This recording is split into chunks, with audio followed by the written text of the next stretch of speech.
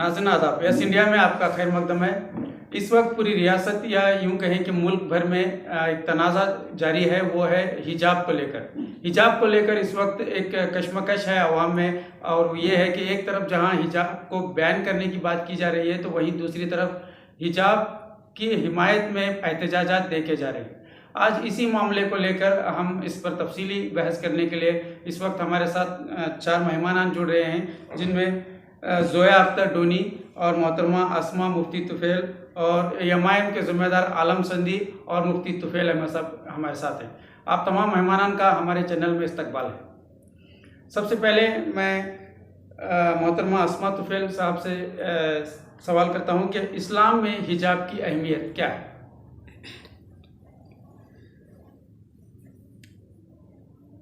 सबसे पहले तो बात यह है कि हिजाब एक लाजमी है मुसलमानों के लिए। अल्लाह ताला सूरह नूर सूरह नंबर 24 आयत नंबर 31 में इरशाद फरमाते हैं, वल यदरिबन बिखुमुरिहिन्न अला जुयूबिहिन, अपने सीनों को चादरों से ढाक लो। खिमर कहते हैं जो सर से लेकर सीने को ढाक दे, एक चादर हो। तो अल्लाह का हुक्म है यहाँ पर।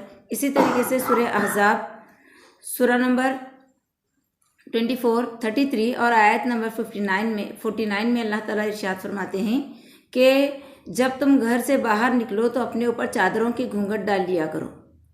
तो इस तरीके से दोनों सूरतों में अल्लाह ताला हमें ये हुक्म देते हैं कि हम घर में हों तो भी हम अपने आप को एक एतबार से बाइज़्ज़त और बाएहतराम खातून बनाए रखें, और जैसे हम बाहर भी निकलें तो वहाँ पर भी हम पर्दे का एहतमाम करें।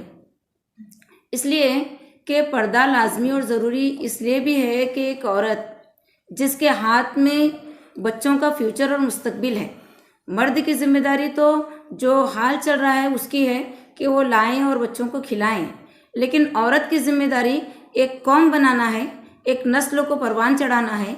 और जब तक औरत के अंदर हया न होगी तो पाकदामनी नहीं होगी। जब औरत के अंदर पाकदामनी नहीं होगी तो एक पाकदामन माशरा वजूद में नहीं आएगा। इसीलिए औरत को पर्दे में रहकर एक नस्ल को, एक ख़ानदान की शक्ल देने के लिए अल्लाह ताला ने औरत को इज़्ज़त के तौर पर पर्दा दिया है। ये तो इस्लामी एतबार से हुआ। अगर हम दुनियावी एतबार से इसके मफाद की तरफ जाएं तो हम देखते हैं कि जब औरत पर्दे में होती है तो वो सबसे पहले शरीफ और बाहया कहलाती है। लोग जैसे ही एक पर्दे वाली औरत को देखते हैं, एक हिजाब में औरत को देखते हैं, तो ये हमारा तजुर्बा है कि हिजाब में हमने जितनी इज़्ज़त पाई इतनी इज़्ज़त हमने बग़ैर हिजाब में कभी नहीं पाई। दूसरी ये कि जब औरत हिजाब में होती है तो अमीर और गरीब का फ़र्क मिट जाता है कि जो औरत अंदर है वो अमीर है या गरीब, ये समझ में नहीं आता। थर्ड, अगर औरत ज़ेवरात से लेस भी है तो उसके ज़ेवरात भी महफूज हैं, और उसका जिस्म जो सबसे बड़ा जेवर है उसका वो भी महफूज हो जाता है।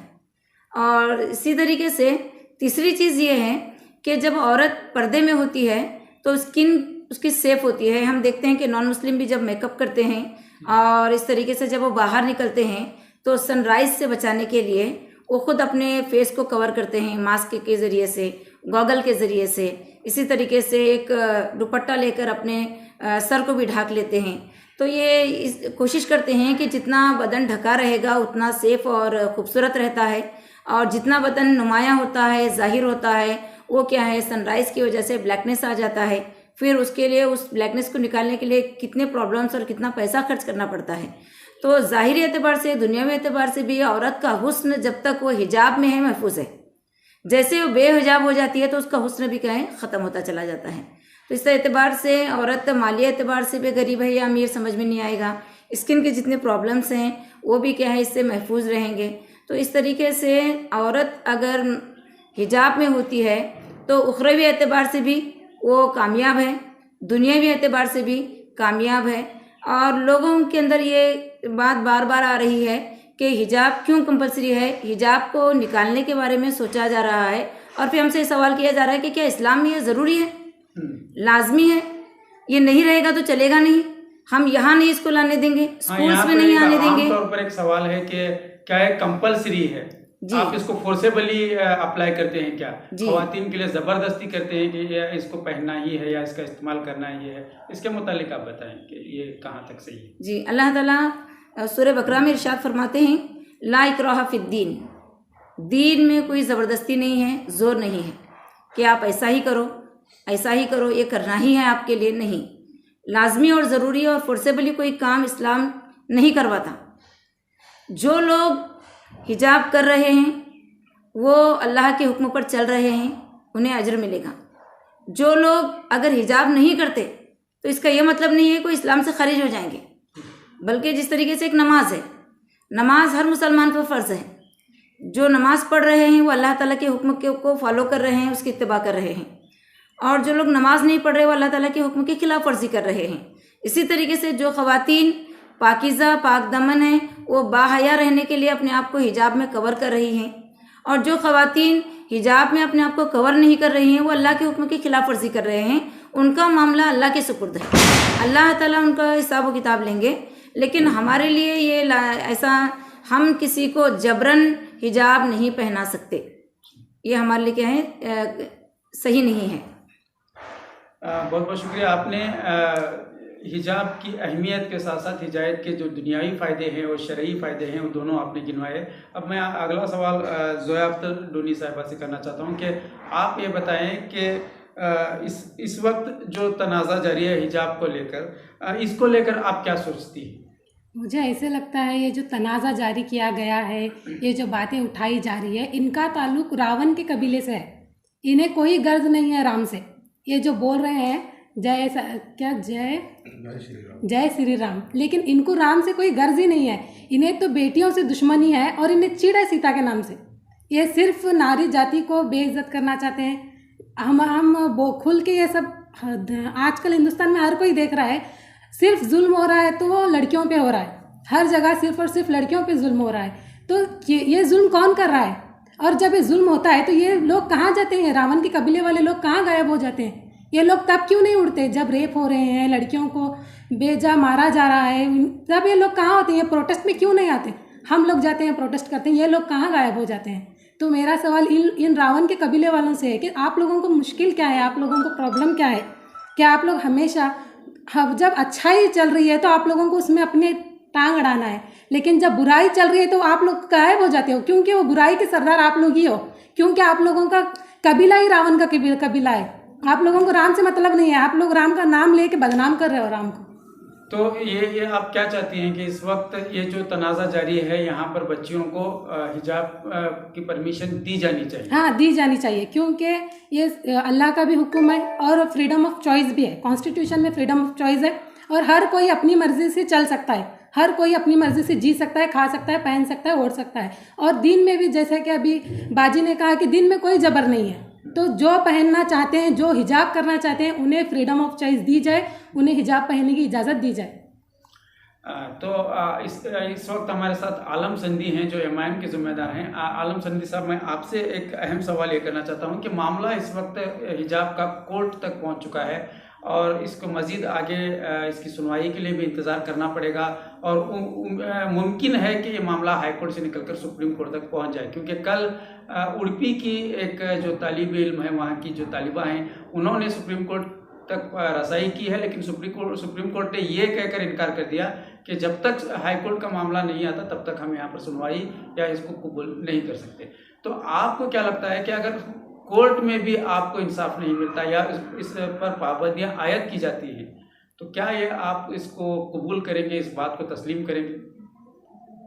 देखिए शरीफ भाई, इंडिया में जो है, हमारे मुल्क में एक जुडिशरी का भी एक प्रोसीजर है। जैसे कि हम लोग अगर कोई मसला हाई कोर्ट में जाता है, वो एक सिंगल बेंच होता है, फिर अगर वहाँ पे सुनवाई अगर ये होती है तो उसको आगे चैलेंज करने का भी ऑप्शन है कि जहाँ पे सीनियर बेंचेस बनती हैं 2 जजेस के या 3 जजेस के, फिर वहाँ पे भी अगर किसी को वो तस्लीम नहीं होता है वो जजमेंट, तो सुप्रीम कोर्ट में भी जाता है और सुप्रीम कोर्ट में भी वही तरीके के प्रोसीजर्स हैं। और जो भी कानून बनते हैं, भले ही वो किसी असेंबली में हो या कॉन्स्टिट्यूशन के हिसाब से जो पार्लियामेंट में जो बनते हैं, या सुप्रीम कोर्ट भी जो जजमेंट्स देता है, वो लोगों के लिए बनता है। और यहाँ पे जब लोगों के खिलाफ अगर कोई फैसला हो रहा है तो लोगों का कॉन्स्टिट्यूशनल राइट भी है कि उसको हम लोग एहतजाज करें, प्रोटेस्ट करें और कॉन्स्टिट्यूशन के दायरे में रहते हुए उस फैसलों को फेरबदल करने की भी गुंजाइश उसमें होती है, जो हुकूमत के पास उसका इख्तियार है। जैसे अभी हम लोगों ने लेकिन सवाल यही है कि हुकूमत नहीं चाहती इस मामले को लेकर, इख्तियार हुकूमत के पास ही है, लेकिन खुद हुकूमत हिजाब को स्कूलों में बैन करना चाहती है। तो इसके लिए फैसले का हम लोग इंतज़ार कर रहे हैं, जो हाई कोर्ट का है, और अगर सुप्रीम कोर्ट का भी फैसला आता है और उसके बाद हम लोग सारे मुल्क भर में उसके लिए एहतजाज करेंगे। और इस कानून को कतई नहीं माना जाएगा, क्योंकि हिजाब जो है हमारी माँ बहनों की इज़्ज़त की हिफाजत करता है और माँ बहनों की इज़्ज़त के साथ कोई कॉम्प्रोमाइज़ नहीं किया जाएगा। और इसके लिए बड़े पैमाने पे, जैसे CAA NRC के लिए लोग सड़कों पे उतरे थे, उसी तरीके के प्रोटेस्ट सारे मुल्क भर में होंगे। और अभी हाल ही में हमने देखा है कि जो पार्लियामेंट से लॉ भी पास हुए थे, जो किसानों के लिए 3 लॉज जो पास हुए थे, उसको जब 1 साल के मुसलसल अरसे में किसान डट कर खड़े हुए और सारे मुल्क की आवाम ने भी उनका साथ दिया, तो सारे मुल्क ने देखा है कि उन कानूनों को भी हुकूमत को वापस लेना पड़ा। तो इस मामले में भी हम लोग उसी तरीके का रुख अपनाएंगे अगर सुप्रीम कोर्ट का फैसला भी अगर हिजाब के हक में नहीं आता।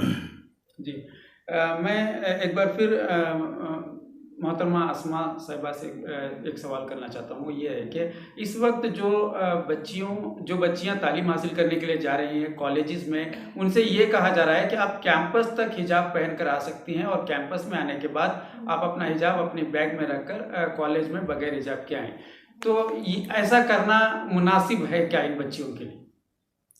जी, जो भी इस तरीके से बातें हो रही हैं या बच्चियों के ऊपर जो प्रेशर लाया जा रहा है, ये तो सब ये साजिश है। और ये वोटिंग जब भी होती है तो कोई एक ऐसा मुद्दा खड़ा करके हिंदू मुस्लिम को बांट देना और वोट की तकसीम होना, और ये अपनी रोटियां सेकना चाह रहे हैं इस मसले को, इस मुद्दे को उठाकर। और सेकंड चीज़ ये है कि हिजाब का जहाँ तक मैटर है, जैसे अभी बार बार हम सुन रहे हैं कि आर्टिकल 21 में हमें फ्रीडम ऑफ चॉइस है, हम अपनी चॉइस से जी सकते हैं। और ये आर्टिकल्स में हमें बताया गया है कि फंडामेंटल राइट हमारा हिजाब है, कि हिजाब जो हमारा राइट है कानून हमें दे रहा है। तो कोई हमसे ये कानून और ये हमारा राइट क्यों छीनना चाह रहा है, जबकि PU बोर्ड कोई इख्तियार हासिल नहीं है कि वो कोई ऐसा यूनिफॉर्म बनाए जो किसी मज़हब के लिए प्रॉब्लम का बाइस बन सकता है। तो हर एक को अपनी आज़ादी है कानून पर जीने की। तो स्कूल और कॉलेजेस और तालीमी इदारों में इन चीज़ों को लेकर ये मुद्दा उठाना हकीकत में सिर्फ ये मुसलमानों की तबाही नहीं है, बल्कि पूरे हिंदुस्तान की तबाही है। एक औरत पढ़ती है तो एक माशरा पढ़ता है, एक माशरा पढ़ता है तो एक ख़ानदान एक एजुकेशन के एतबार से आगे बढ़ता है। तो जब एक औरत को हिजाब के मैटर को लेकर तालीम से रोका जा रहा है, तो हिंदुस्तान की तरक्की में ये बहुत बड़ी रुकावट है। ये हिंदुस्तान के जवाल के असबाब में से सबसे बड़ा सबब है हिजाब। हिंदुस्तान की तबाही है इसके अंदर, सिर्फ मुसलमानों की नहीं। और मैं मुसलमान ख़वातीन और लड़कियों से ये आजिज़ाना दरख्वास्त करना चाहती हूँ कि अगर हम सब मिलकर हिजाब की पाबंदी करने लगें और हिजाब के लिए, अपनी इज़्ज़त के लिए अगर हम अपने आप को मजबूत रखेंगे, तो किसी में इतना दम नहीं है कि वो हमारे ऊपर इस तरीके से उंगली उठाए।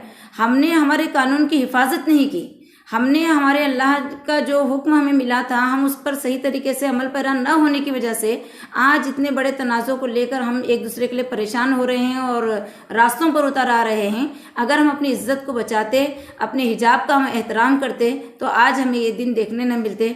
मेरी तमाम मुस्लिम औरतों से ये रिक्वेस्ट है कि इस मुद्दे के सामने रखकर सब, हर एक मुसलमान औरत पर्दे की इज़्ज़त करे, पर्दे की हिफाजत करे और इसको अपनी ज़िंदगी का लाजमी जुज़ बनाए।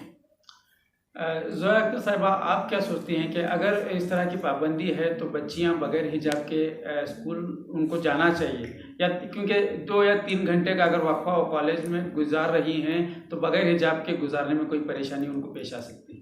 परेशानी तो पेश आएगी उनको, क्योंकि जो आंख सेकने वाले हैं वो तो अपनी आंख सेकेंगे। और सबसे पहला जो अल्लाह का हुक्म है, और जो लड़कियां दिल से अपने रब का हुक्म मानना चाहती हैं, उनके लिए बहुत बड़ी परेशानी होगी, क्योंकि वो अपने रब के हुक्म के खिलाफ नहीं जाएंगी। और दीन में जबर नहीं है, जो लड़कियां मान रही हैं उनके लिए मुश्किल होगा, पॉसिबल ही नहीं होगा कि वो 2-3 घंटे तो बहुत ज़्यादा है, 1-2 मिनट भी अपने पर्दे के बगैर रह सकें, उनके लिए बहुत बड़ा प्रॉब्लम होगा। मैं एक बार फिर आपसे मोहतरमा अस्मा साहब आपसे एक बहुत ही अहम सवाल करना चाहता हूं कि एक इस वक्त एक अहम एक इशू चला हुआ है सोशल मीडिया पर, एक इमेजेस इस मुतालिक कई इमेजेस वायरल हो रही हैं। वहाँ ये बताया जा रहा है कि जो लड़कियां प्रोटेस्ट में हिस्सा ले रही थी वही लड़कियां शादी ब्याह के मौके पर बगैर हिजाब के जाया करती है। तो ये कहाँ तक सही है, और ये अगर सही है तो ये इसके बारे में आप क्या कहना चाहिए? जी देखिए, जो मुसलमान हैं इस्लाम की मोहब्बत उनके सीने में, खून में, रग और रेशे में भरी हुई है उनके अंदर। और अलबत्ता अमल करने का जहाँ तक मामला है, हर मुसलमान में कमी कोताही होती है। हम उनकी कोताहियों की तरफ तवज्जो न दें, बल्कि सीने में मोहब्बत है इसके लिए प्रोटेस्ट में आगे आ रही हैं। अल्लाह से मोहब्बत करती हैं, अल्लाह के कानून से मोहब्बत करती हैं। वो कानून हमें दुनियावी मफाद भी दे रहा है, दीनी मफाद भी दे रहा है। तो फिर हम ये ना देखें कि वो बाहर क्या कर रही हैं, प्रोटेस्ट में क्या कर रही हैं। बस हम ये देखेंगे कि जितनी भी मुसलमान ख़वातीन जहाँ जहाँ से भी उमड़ कर आ रही हैं, ये बेलगाम का तो छोड़िए, लेकिन बकिया महाराष्ट्र में जो प्रोटेस्ट हुआ है वहाँ ख़वातीन की जो तादाद उसमें शिरकत की है वो काबिल तारीफ़ है। और इतनी ज़्यादा है कि हमने कभी सोचा ही नहीं था कि हिजाब के मुद्दे को लेकर औरतों के अंदर इतना प्यार, इतना जज्बा और इतनी हिजाब की वो इज़्ज़त करती हैं। तो हम तो अल्लाह से दुआ करेंगे कि अल्लाह ने जो हमें ये हुक्म दिया है हम सब मिलकर इसकी पाबंदी करें, और इसके लिए हम पुरजोर कोशिश भी करेंगे। और कहने का मतलब ये है कि आप शादी ब्याह में बगैर हिजाब की जाती हैं तो 2 या 3 घंटे कॉलेज में बगैर हिजाब के गुजारने को लेकर हंगामा क्यों? ये एक अहम सवाल है जी। तो जो बच्चियाँ स्कूल में जब वो हिजाब उतार नहीं सकती तो वो बच्चियाँ इन ऐसे प्रोग्राम्स में हिजाब उतारती हैं, ऐसा नहीं है।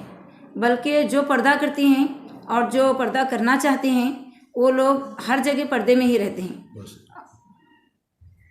और जो लोग पर्दा नहीं करते तो उन लोगों के लिए ये मैटर नहीं करता कि कौन सा प्रोग्राम है, एजुकेशन है या कोई फंक्शन है, ये कोई मायने नहीं रखता। कि जो नहीं करते वो हर जगह नहीं करते, जो लोग करते हैं पाबंदी वो हर जगह पाबंदी करते हैं। तो हमारा हिंदुस्तान जमहूरी मुल्क है, यहाँ पर हमें राइट है कि हम अपनी मर्ज़ी से जिएं, अपनी मर्ज़ी से चॉइस करके हम जो चाहे कपड़े पहने, तो हमारा राइट है। हम पर्दा करना चाहते हैं तो हमारे रास्ते में कोई रुकावट ना करे।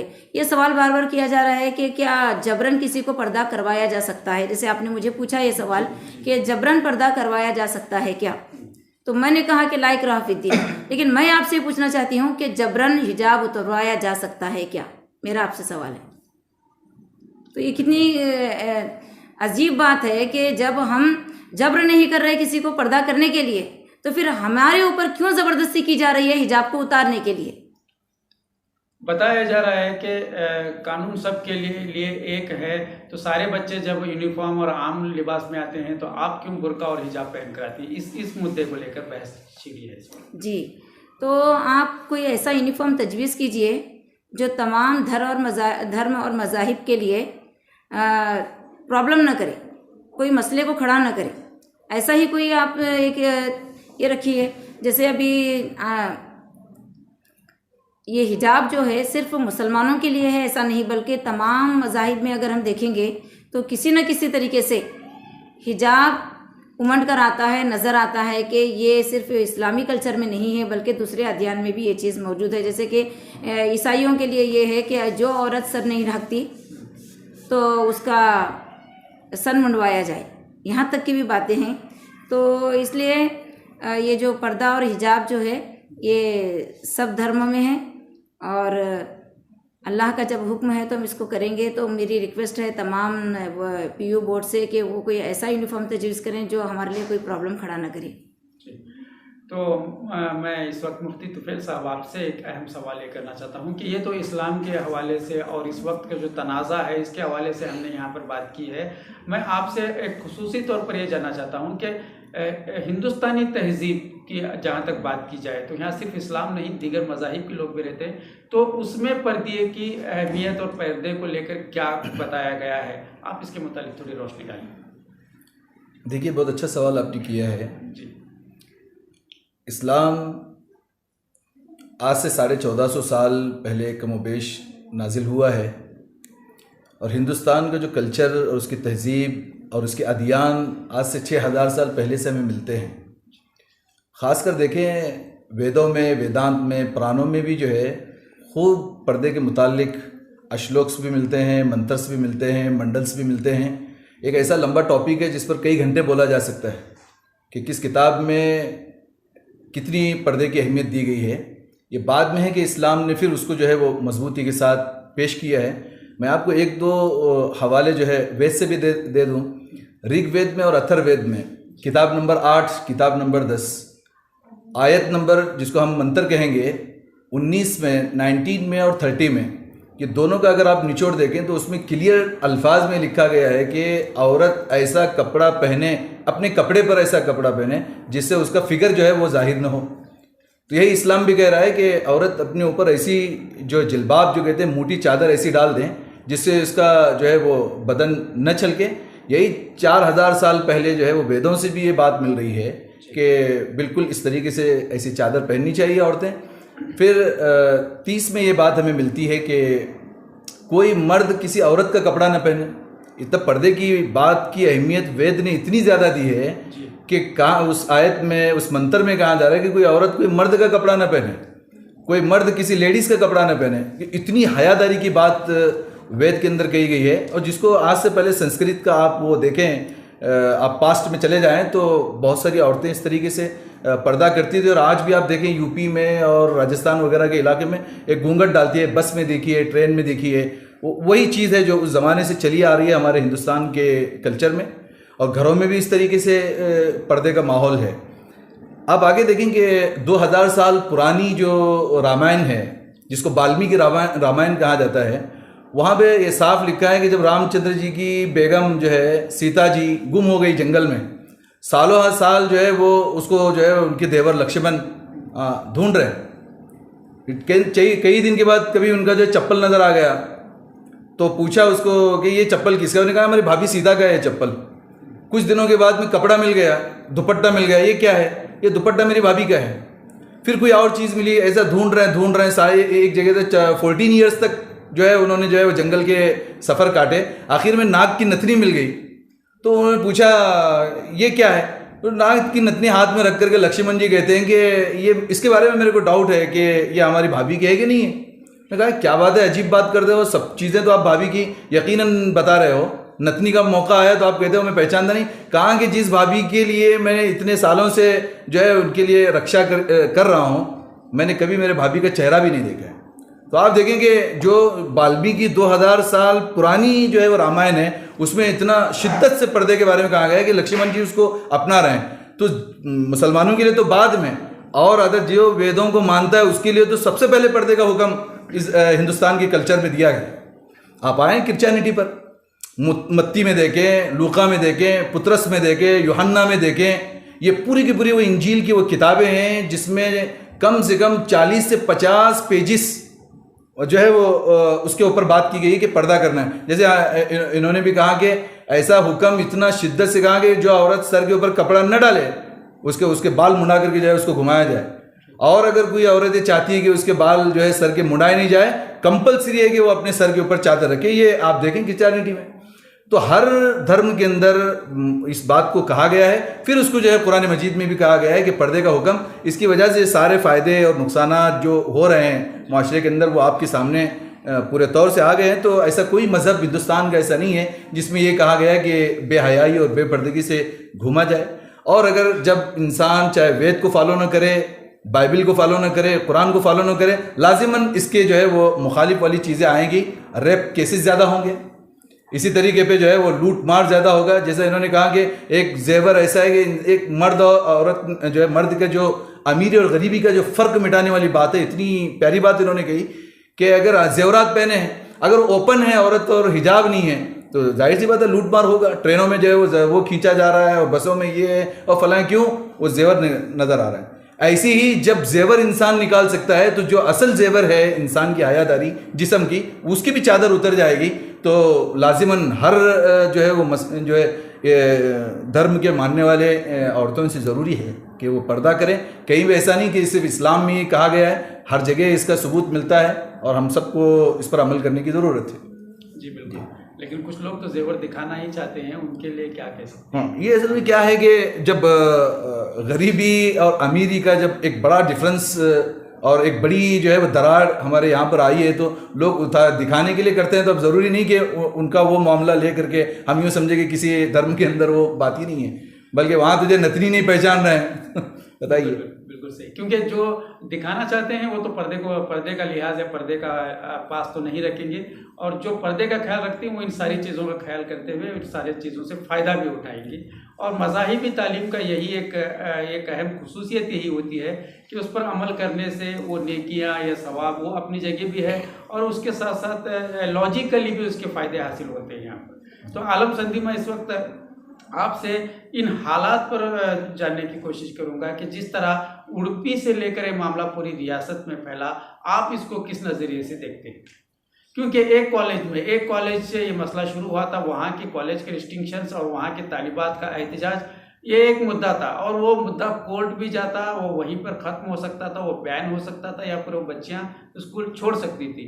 लेकिन मामला अभी ख़त्म नहीं हुआ था कि दूसरी कॉलेज में होता है, भद्रावती का मामला सामने आता है, फिर कुंदापुर में बच्चियों को हिरासा किया जाता है। देखते देखते ये आग जंगल की आग की तरफ फैलती जाती है। आप एक सियासी पार्टी के जिम्मेदार हैं, तो आप इस मामले को किस एंगल से देखते हैं? आप इस पर क्या सोचते हैं?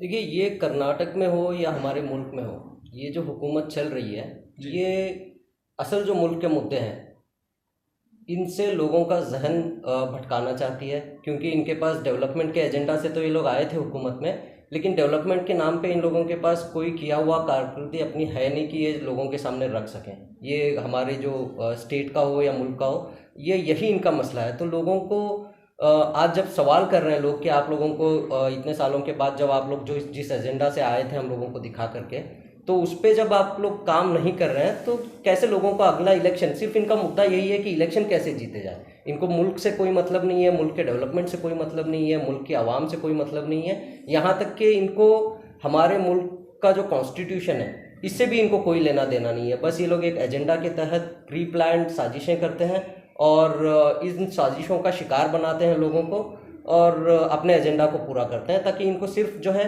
सत्ता से मतलब है। ये लोग ये इल्ज़ाम आपके सदर बैरिस्टर असदुद्दीन ओवैसी पर भी लगा, जब उस बच्ची की वीडियो वायरल हुई, जब उसने अल्लाह अकबर का नारा लगाया, तो इसको लेकर यूं कहा गया कि कर्नाटक के इस मसले को और इस वीडियो को लेकर जज्बाती तौर पर ओवैसी साहब यूपी में एक सिंपैथी वाला कार्ड खेलना चाहते हैं, और वो इस मामले को लेकर वहां से वोट हासिल करने की कोशिश करते हैं। ये इल्ज़ाम खुद आपकी पार्टी पर लगाया, आप इसको लेकर क्या कहें?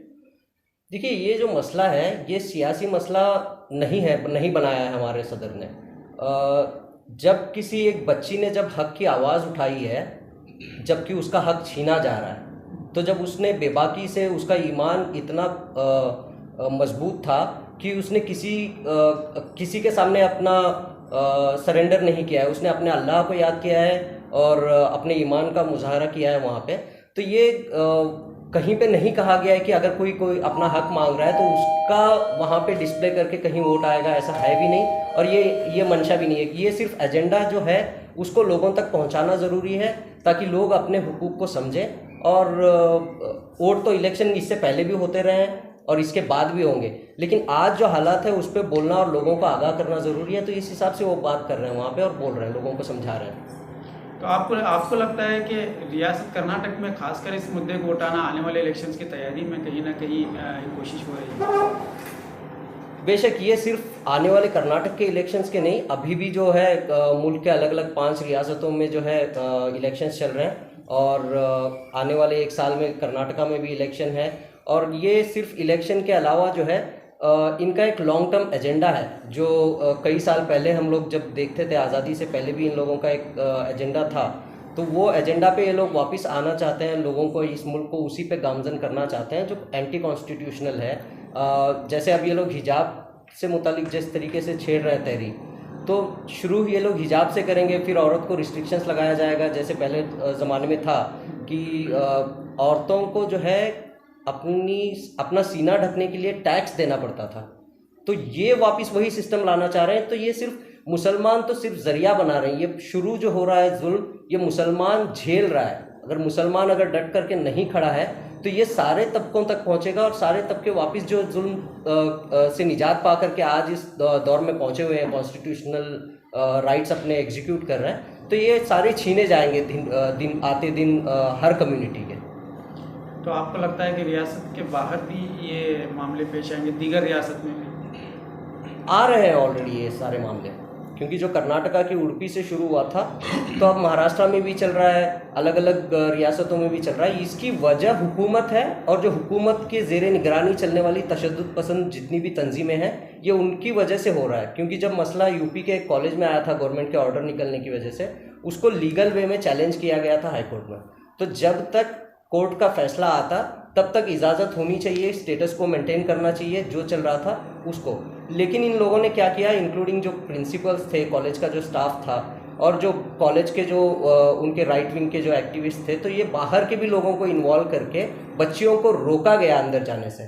तो जब मसला जो है कानून के दायरे में रहते हुए लड़ा जा रहा है, हाई कोर्ट में उसका केस पेंडिंग है, तो इनको इंतज़ार करना चाहिए था, ना कि हमारी जो बच्चियाँ थी उनको रोकना नहीं चाहिए था। जबकि एग्ज़ाम्स आ रहे हैं तो बच्चियों का जो करियर है, एक तरफ हमारे प्रधानमंत्री बोलते हैं कि बेटी पढ़ाओ बेटी बचाओ, तो यहाँ पढ़ाई करने के लिए जा रही हैं वो अपने हक को इस्तेमाल करते हुए।